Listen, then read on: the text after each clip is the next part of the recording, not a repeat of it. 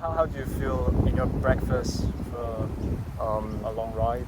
Usually I do porridge, like just oats, some almond milk maybe, honey, cinnamon, a bit of salt, and then raspberries and blueberries. It's like my basic go-to breakfast, always works quite well. Do you eat a lot in breakfast, like this size or? Like usually like if it's an easier day, 100 grams of oats. 100 grams. If it's a harder day, 150 grams of oats. Sometimes if it's like super hard day or for racing, I would just eat rice, for example. Yeah. Or like milk rice, like rice pudding, sweet rice basically. That works quite well as well. And then, I mean, it depends. For racing, for example, usually like the recommendation is anything between 1 and 2.5 grams per kilogram of your body weight. So let's say I'm 70 kilos, so 70 grams of carbs, that's just 100 grams of rice for breakfast before the race, because your glycogen storages should be full from the night before, and then you just want to have some fresh carbs in for the day, and the most is actually done the night before. Like for a one-day race, you would eat like up to 5 grams per kilogram body weight of carbs, so 350 grams of carbs for me, that's half a kilo of rice basically. It's quite a bit. So you measure the rice weight is cooked or dry weight? Usually at home I would use dry weight. Then it's actually quite a lot. Usually you can't get 500 grams in just at one meal.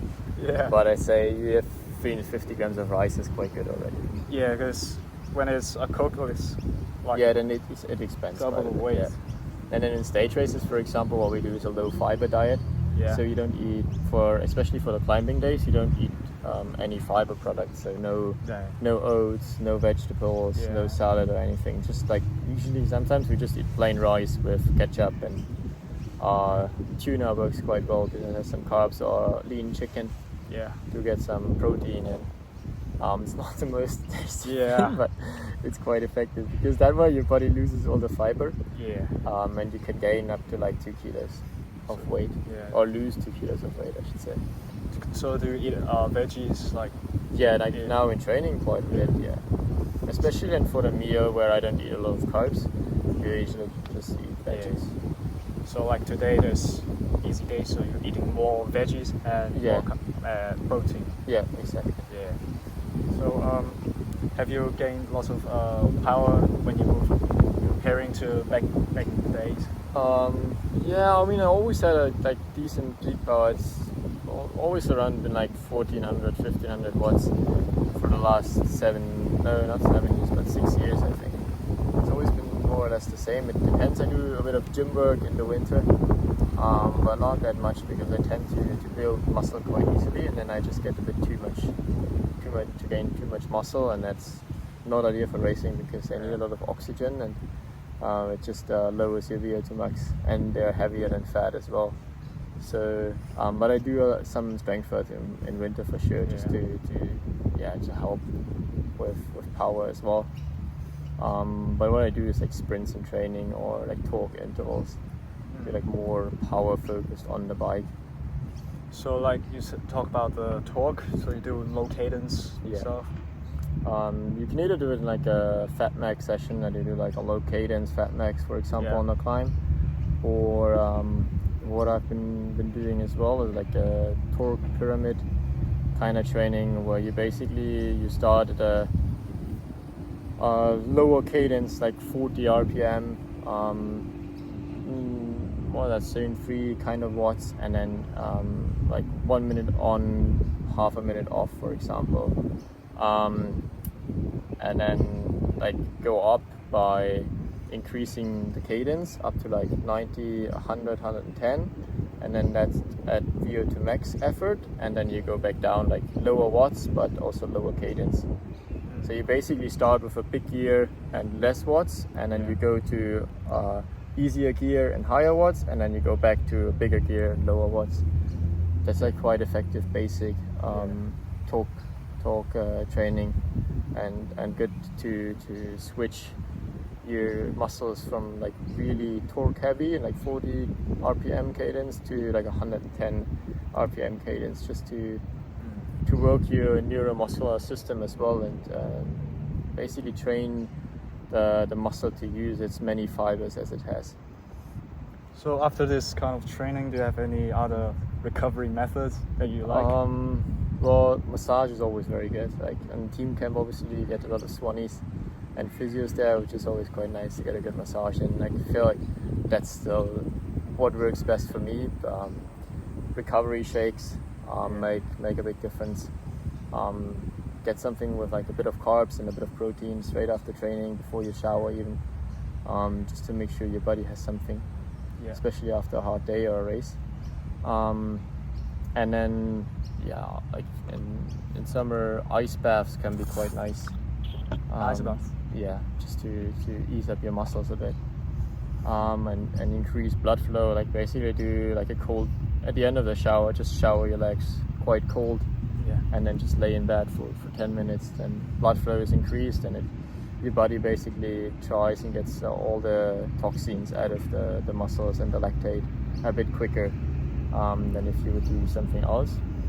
Do you take like very hot shower first? No, like just a normal shower. And then like just the legs really cold, because that increases blood flow, and then that helps your lymphatic system to get all the lactate out of the legs that's still left from especially after intervals, to get that back out of the system and help with recovery, and otherwise just if you really want to focus on it, do something easy, but also you obviously everybody has a normal life, so I still do things with my girlfriend or with friends, and it's probably not ideal, but you also need to have the balance. Like in racing, obviously you would try and go to or be in bed as much as you can and be horizontal as much as you can, but in training, it's good if you do it, but you don't need that. So especially like what always is important is get enough sleep. How many hours do you sleep? I always try at least get 8 hours in, but I have friends that try and get like 10 hours of sleep in per night.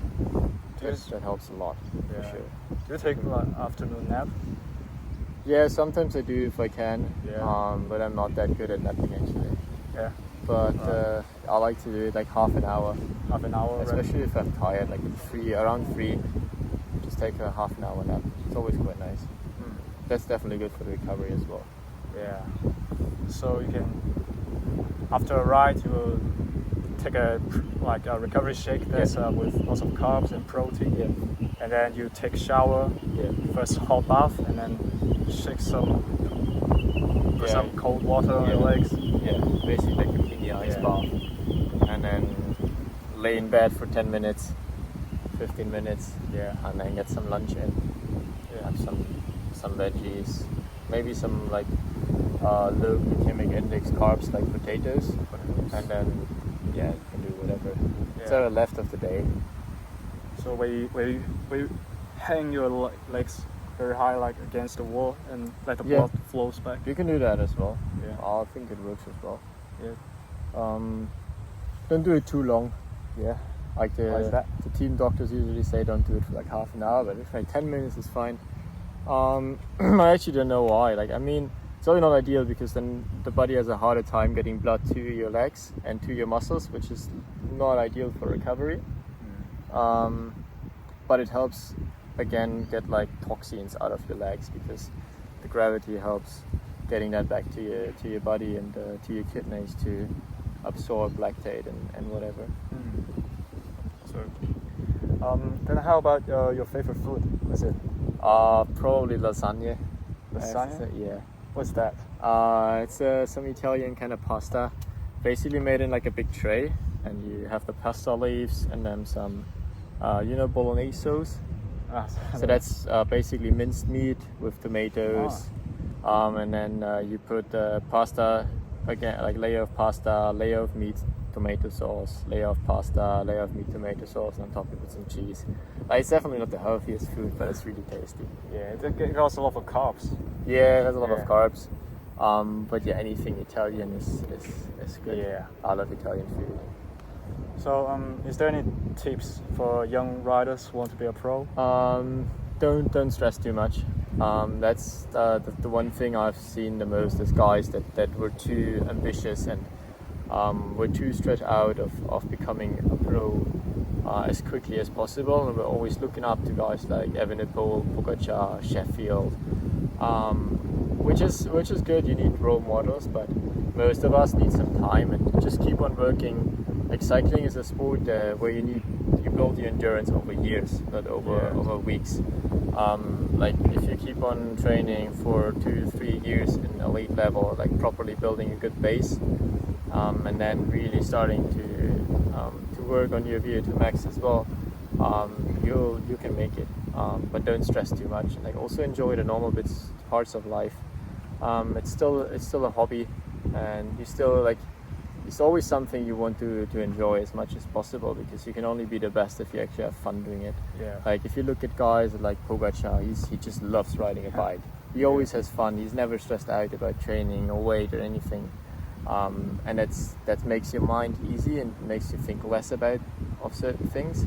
And that's just really good for performing as well in the races if you're not stressed out. Yeah. So Just take it a bit easy and just don't give up. Like, yeah. just keep on working even if it's hard, and try and keep the training in and try and stay focused, and you can make it.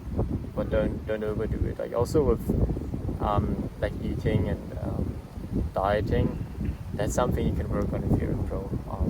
If you got a bit too much weight, it doesn't matter. Make it up with power. You can do it. But it's better that way, and you stay healthy and don't get any eating disorders. And then when you have the proper nutritionists and doctors to help you, then you can start and get the weight down and things like that. But just enjoy racing, enjoy riding your bike.